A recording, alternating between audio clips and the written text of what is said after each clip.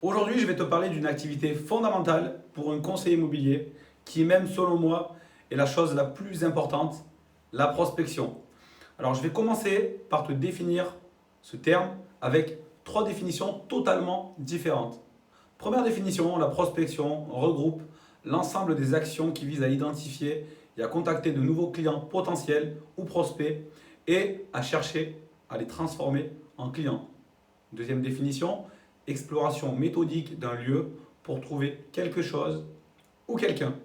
La troisième définition, la prospection est le fait de rentrer en interaction avec une personne afin de rechercher des clients éventuels.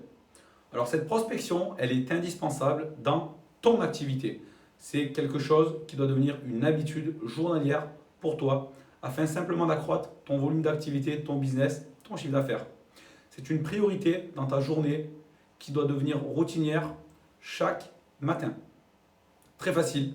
Simplement, tu parles à des gens autour de toi, en face à face ou au téléphone, en sachant quoi leur dire. Donc c'est juste rentrer en interaction avec quelqu'un avec un discours construit.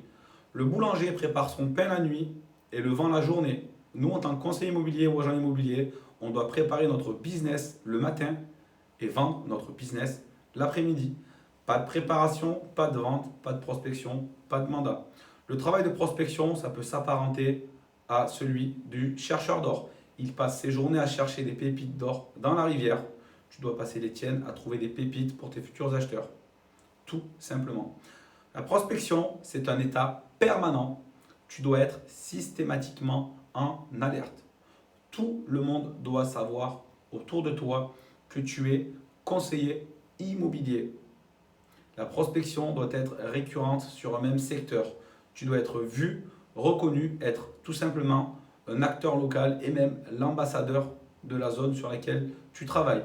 En prospection, il suffit d'être naturel et décontracté. Ce n'est pas une corvée.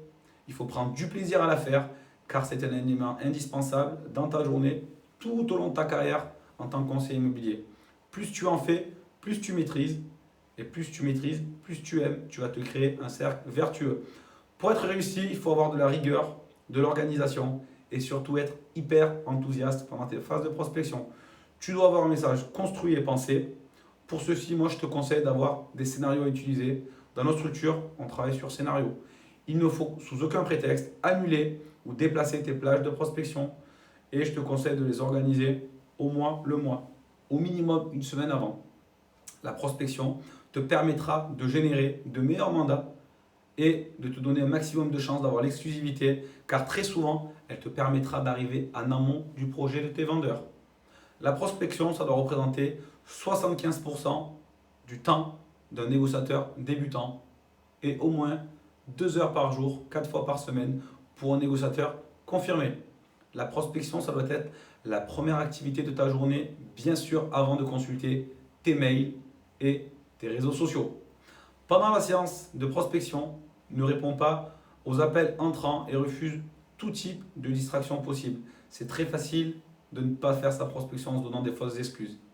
Tu dois t'engager auprès de toi-même, auprès de ton coach si tu en as un, ou auprès d'un partenaire de responsabilisation, à prospecter chaque jour un minimum d'heures et surtout à toucher un minimum de personnes chaque jour. Je te conseille aussi de pouvoir effectuer des jeux de rôle avec d'autres conseillers de ta structure pour t'améliorer chaque matin sur les scénarios que tu vas pouvoir utiliser et sur les objections qu'on pourrait te poser. Plus vite tu apprendras et maîtriseras ces scénarios de prospection grâce à ces jeux de rôle, plus facile sera ta prospection et tu auras une meilleure appréhension de cette activité. Exerce-toi sur les objections les plus communes que tu reçois lors de tes phases de prospection. Pige, prospection téléphonique, prospection physique. Entraide-toi avec un binôme, un partenaire de responsabilisation afin de progresser. Le premier appel ou tap-tap de la journée, c'est toujours le plus difficile à faire. Pour te faciliter la tâche, je te conseille tout simplement de commencer par un ancien client ou une personne qui te connaît. Ça t'appelle, ça va simplement te permettre de commencer de façon positive, de rentrer dans un bon mood et d'avoir confiance en toi, en tout cas d'avoir davantage confiance en toi. Je te souhaite juste une chose, passer à l'action dès à présent sur cette prospection et la noter sur ton agenda dès la semaine prochaine à raison d'au moins 2 créneaux de 2 heures pour commencer.